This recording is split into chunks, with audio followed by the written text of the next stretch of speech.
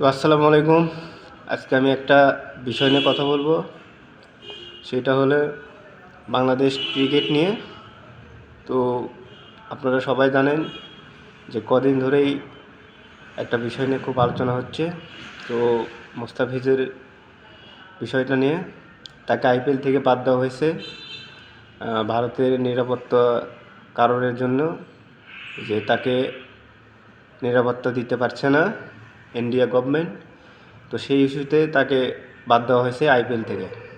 তো আমার কথা হলো যে, আমার কথা না, দেশের সবার কথা, দেশের মানুষের সবার কথা, যে এক মুস্তাফিজুরকে যদি ইন্ডিয়ান গভর্নমেন্ট সিকিউরিটি পারপাস না করতে পারে, তাকে সেফটি না দিতে পারে, তাহলে ফেব্রুয়ারিতে যে বিশ্বকাপ, টি-20 বিশ্বকাপ, সেই বিশ্বকাপে তারা আমাদের বাংলাদেশ টিমকে কীভাবে সিকিউরিটি মেনটেন করবে, কীভাবে তাদেরকে সেফ রাখবে।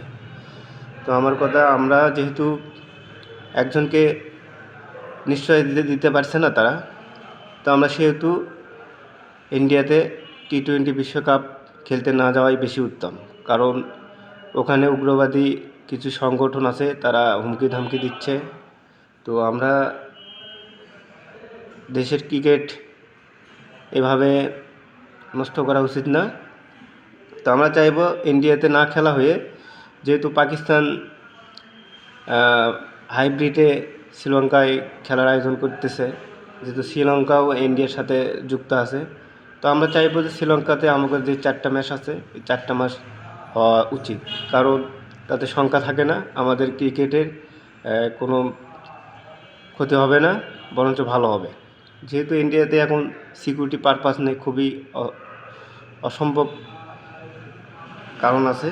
তো এই কারণগুলো আমরা আসলে নিজেদের মধ্যে না নিয়ে আসে ভালো। তা আমার কথা না, দেশবাসী সবার কথা, যে আমরা ইন্ডিয়াতে খেলতে যাব না এবং আমরা আইপিএলকে বয়কট করব। যেহেতু তারা আমাদের দেশের কোনো প্লেয়ার রাখতেছে না, আমরাও তাদের আইপিএল খেলা দেখব না। এবং আমাদের বাংলাদেশ টিমের পক্ষ থেকে এই দাবি থাকবে, বাংলাদেশের মানুষের পক্ষ থেকে এই দাবি থাকবে, এবং বাংলাদেশ টিম, বাংলাদেশ যে মিডিয়াগুলো আছে, এইগুলো আইপিএল যে খেলাটা সম্প্রচার বন্ধ রাখা উচিত। সবাইকে ধন্যবাদ।